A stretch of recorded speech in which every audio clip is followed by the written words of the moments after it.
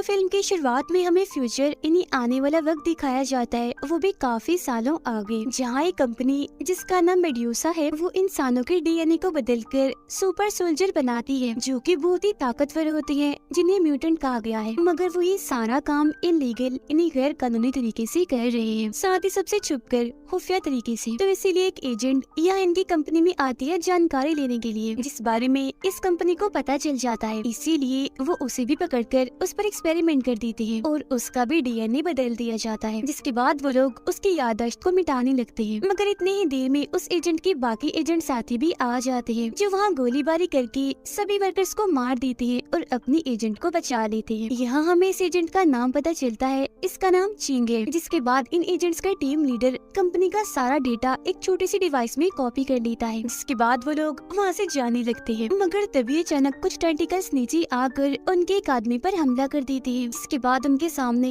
एक बहुत ही खतरनाक मॉन्स्टर आ जाता है। पता चलता है कि वो टेंटिकल्स इस मॉन्स्टर के ही थे। वो ये देखकर गुस्सा हो जाता है और हमला करने के लिए आगे बढ़ने लगता है, मगर ये लोग उल्टा उसे रोकने के लिए गोलियां चलाने लगते हैं। मगर वो तो इतना ताकतवर था, इतना खूंखार था कि इनकी गोलियों का उस पर कोई असर नहीं होता और बस फिर वो मॉन्स्टर उन पर हमला कर देता है। एक एक एजेंट को उठा कर वो मार रहा था, वो बहुत सारे एजेंट्स को मार देता है। तब ये देखकर चिंग उसके ऊपर चढ़ जाती है और चाकू से बार बार उसके सर पे वार करती है, जिससे मॉन्स्टर को इतना गुस्सा आ जाता है कि वो चिंग को अपने ऊपर से उठाकर नीचे फेंकता है और उस पर अपने टेंटिकल से हमला करने लगता है। जैसे टेंटिकल उसे लिपटने लगती है तो वो अपने चाकू से एक एक करके उसके सारे टेंटिकल्स काट देती है और बस इसके बाद वो यहाँ से भाग जाते हैं और उस मॉन्स्टर को उसे लैब में बंद कर देते हैं। अब वो लोग आगे बढ़ ही रही थी, मगर तभी उनके सामने मॉन्स्टर से भी बड़ी मुसीबत आके खड़ी हो जाती है, जो एक लड़की थी जिसके सफेद बाल थे, लेकिन वो बहुत खतरनाक और ताकतवर थी, क्योंकि उसके डीएनए को बदलकर उसे म्यूटेंट बनाया गया था और इसने ही उस मॉन्स्टर को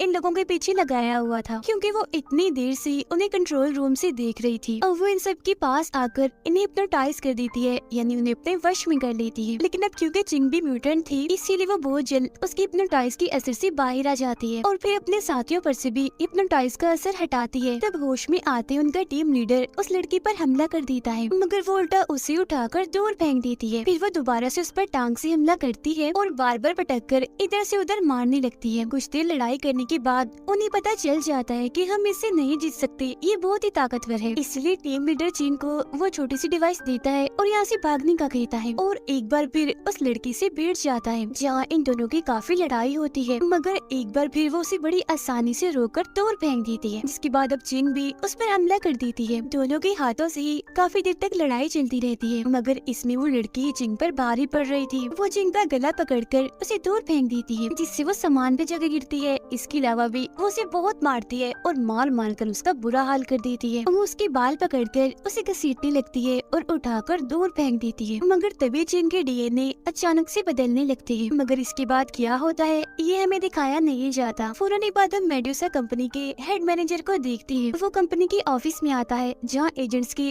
टीम लीडर को कैद करके रखा हुआ था। वो टीम लीडर से पूछता है कि बताओ चिंग और वो छोटी सी डिवाइस कहाँ है। अब चिंग उनके पास नहीं थी, तो इसका मतलब यही है कि वो यहाँ से भाग गई थी। मगर अब जब टीम लीडर उसे चिंग और उस डिवाइस के बारे में नहीं बताता, तो इससे उसे काफी गुस्सा आ जाता है। इसीलिए वो अपने रॉड से टीम लीडर पर हमला कर देता है और उसे जान से मार डालता है। इसके बाद हम चिंग को देखते हैं, जो एक अजीब सी जगह पर एक अनजान आदमी के साथ होती है।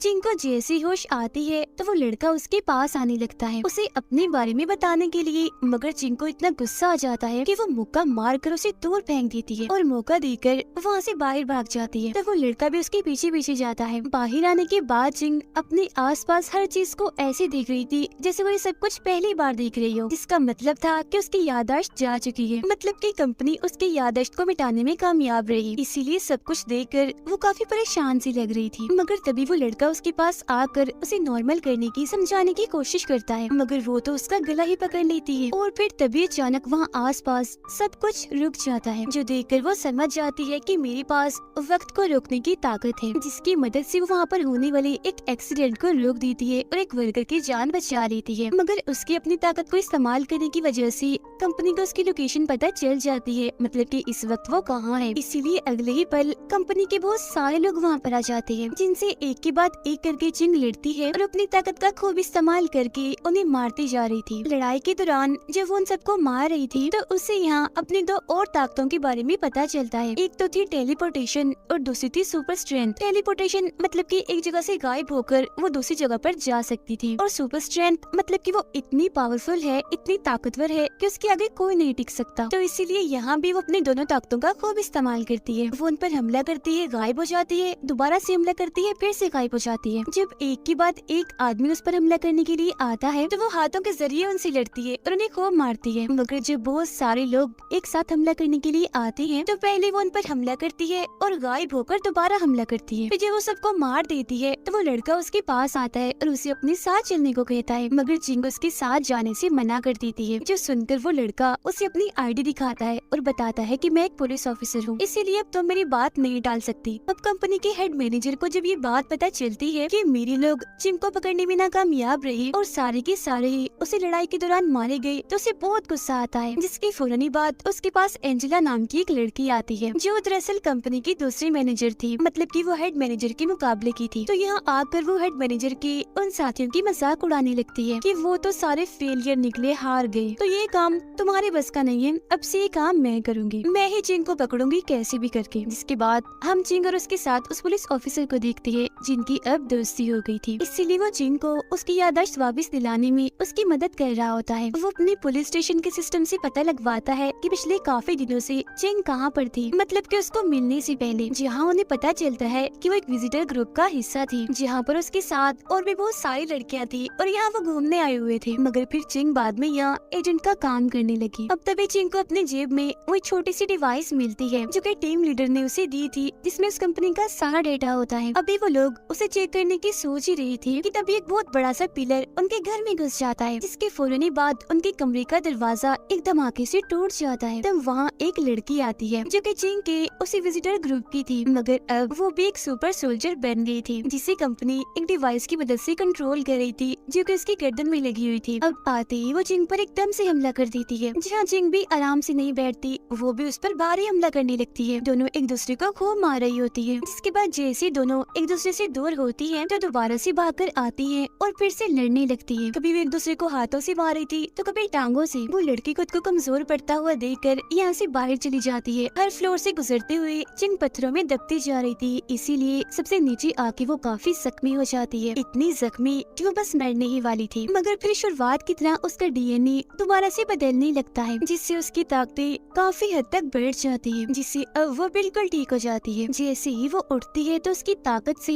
वहाँ एक काफी बड़ी वेव, एक लहर सी बन जाती है। इतनी अब वो लड़की पत्थरों को कंट्रोल करके अपने हाथ पे चिपका लेती है। उसने एक तरह का हथियार बना लिया था जिससे वो चिंग पर हमला करती है, मगर चिंग सिर्फ अपने ही ताकतवर हाथ से उस पर हमला करती है। इसके बाद भी चिंग उसे खूब पीटती है। जहाँ इसी दौरान कंपनी उस लड़की को उस डिवाइस के जरिए ही मार देती है, मगर चिंग भी यहाँ बेहोश होकर गिर जाती है क्योंकि वो इस लड़ाई में काफी जख्मी हो गई थी। तब इतनी ही देर में उसका वो दोस्त फौरन ही उसे हॉस्पिटल लेकर जाता है। अब हम कंपनी के हेड मैनेजर को देखते हैं जो एंजेला को कहता है कि अब तो तुमने अपने सुपर सोल्जर भेजी थी तो तुम कैसे नाकामयाब रही, और तो और तुमने हमारे एक सुपर सोल्जर को मरवा दिया। मगर क्योंकि उनकी ये सारी बातें कंपनी का मालिक सुन लेता है, इसीलिए वो उन्हें टोक कर कहता है कि अपनी इस लड़ाई को बंद करो और कहीं से भी कैसे भी करके वो डिवाइस ढूंढ कर लाओ। अब हम चिंग को देखते हैं जिसे जैसे इंजेक्शन दिया जाता है वो बिल्कुल ठीक हो जाती है, और अब वो अपने साथी पुलिस ऑफिसर के साथ लैब में जाती है हमला करने के लिए। जहाँ आते ही उसे अपनी यादें याद आने लगती है, मतलब कि उसकी याददाश्त थोड़ी थोड़ी वापस आ चुकी थी, जिसमें वो देखती है कि सफेद बालों वाले लड़की ने मुझे पकड़ लिया था और मुझ पर एक्सपेरिमेंट किया था। अब यहाँ उसे वो जगह भी याद आ जाती है जहाँ उस पर एक्सपेरिमेंट किया गया था, और ये वही जगह थी जिसे हमने कहानी के शुरू में देखा था। बहुत जल्दी लोग वहाँ पहुँच जाते हैं। जहाँ आते ही चिंग को सब कुछ याद आ जाता है, जिसमें वो देखती है कि मेरे कैप्टन ने मुझे इस कंपनी की जानकारी लाने का मिशन दिया था, जिसमें वो कामयाब नहीं हुई और पकड़ी गई। और फिर तभी एक स्क्रीन के जरिए एंजेला उनसे बात करने लगती है क्योंकि उसने काफी देर से उन पर नजर रखी हुई थी, जिसमें वो कहती है कि अगर उस डिवाइस को चिंग ने 1 घंटे के अंदर अंदर हमें ना दिया तो हम लोग शहर के सारे मासूम लोगों को जान से मार डालेंगे। लेकिन उसकी ये बात से चिंग को जरा भी फर्क नहीं पड़ता, बल्कि वो तो यहाँ कंपनी की कुछ और जानकारी लेकर यहाँ से जाने लगती है, जो देखकर वो पुलिस ऑफिसर उस पर काफी गुस्सा करता है। कहता है कि जब तुम शहर की मासूम लोगों को ही नहीं बचा सकते तो क्या फायदा इस कंपनी की असलियत को सबके सामने लाने का। मगर चिंग उसकी अब अभी भी एक नहीं सुनती और कैप्टन के पास चली जाती है। उसके जाने के बाद उसका साथी पुलिस ऑफिसर एक जगह पर उदास बैठा होता है, क्योंकि वो सोच रहा था कि मैं इतना ताकतवर नहीं हूँ, अकेला ही उन लोगों से नहीं लड़ सकता। मगर इसके बावजूद भी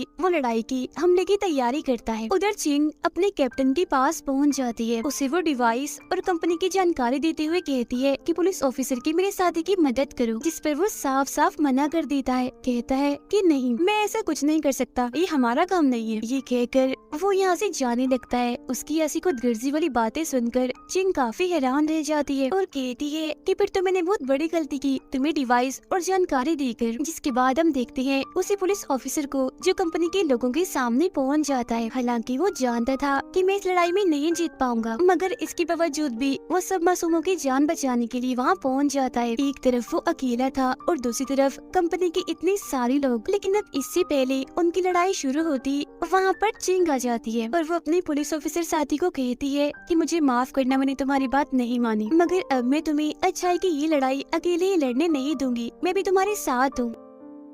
फौरन ही बाद कंपनी के बहुत सारे सोल्जर्स उनकी तरफ बढ़ने लगते हैं, जहाँ चिंग भी आगे बढ़ती है और बार बार गायब होकर तलवार से उन पर वार कर करके उन्हें मारती जा रही थी। वो उनके बहुत सारे सिपाहियों को मारने में कामयाब रहती है, मगर इसी बीच एंजेला पुलिस ऑफिसर को पकड़ लेती है और चाकू से उसके सीने में कई बार वार कर देती है, जो देखकर चिंग को बहुत गुस्सा आता है। इसीलिए वो जल्दी से एंजेला को मारने के लिए उसकी तरफ बढ़ती है, जिसे देखकर एंजेला भी भागने लगती है। और क्योंकि वो चिंग से काफी ताकतवर थी, इसीलिए वो उसके पेट में भी चाकू घुसा देती है और बार बार घुसाती रहती है। जहाँ ऐसा होने से चिंग के डीएनए एक बार फिर से बदलने लगते हैं, जिससे एक बार फिर वहाँ लिक्विड जैसी काफी बड़ी लहर आ जाती है, जो बिल्कुल किसी शील्ड जैसी थी, जिस वजह से एंजेला काफी दूर जाके गिरती है, मगर इससे उसे कुछ भी नहीं होता। और अब इससे पहले वो और कुछ करके चिंग पर हमला करती, चिंग गायब होकर अचानक से उसके पीछे पहुँच जाती है और एक झटके में अपने चाकू से उसका गला काट देती है। ये सब कुछ कंपनी का हेड मैनेजर और बहुत सारे बिजनेसमैन एक स्क्रीन पर देख रहे थे। अब उन्हें हारता हुआ देखकर सारे बिजनेसमैन उससे सवाल करने लगते हैं। एक बिजनेसमैन जैसे हेड मैनेजर को बुरा भला कहता है तो वो उठाकर उसे दूर फेंक देता है और फिर जान से ही मार डालता है, जिसके बाद वो सारे बिजनेसमैन को डराता है और धमकाता भी है। उधर चिंग अपने पुलिस ऑफिसर साथी के सर अपनी गोद में रखकर बैठी थी। उसे देखकर वो काफी दुखी हो रही थी, क्योंकि वो बहुत ही जख्मी था और फिर उसके हाथों में वो दम तोड़ देता है, जो देखकर चिंग को इतना गुस्सा आ जाता है कि वो मेडुसा कंपनी के मेन ऑफिस में पहुंच जाती है, जहां जैसे बहुत सारे सोल्जर्स उसे रोकने के लिए आगे आते हैं तो वो अपनी गायब होने वाली ताकत का इस्तेमाल करके एक एक झटके में उन सबको ढेर कर देती है। जिसके बाद वो सीधा पहुंच जाती है कंपनी के हेड मैनेजर के पास। वो कहती है कि बस कर दो, अब तुम्हें लोगों को मारना बंद करना होगा। जिसके फौरन ही बाद उन दोनों के बीच भी लड़ाई होना शुरू हो जाती है। हेड मैनेजर चिंग पर भारी पड़ रहा था, वो उसका गला घोटकर उसे हवा में उठा देता है और फिर उठाकर दूर फेंकता है, जिससे चिंग के मुँह से खून निकलने लगता है। और अब क्योंकि हेड मैनेजर काफी ताकतवर था, इसीलिए वो चिंग को उठाकर दीवारों पर पिलर्स पर दे देकर मार रहा था, जिससे वो एक बार फिर बहुत ज्यादा जख्मी हो जाती है। मगर हमेशा की तरह एक बार फिर उसका डीएनए बदल जाता है और वो काफी ताकतवर बन जाती है पहले की निस्बत से। अब की बार वो इतनी स्पीड से गायब हो रही थी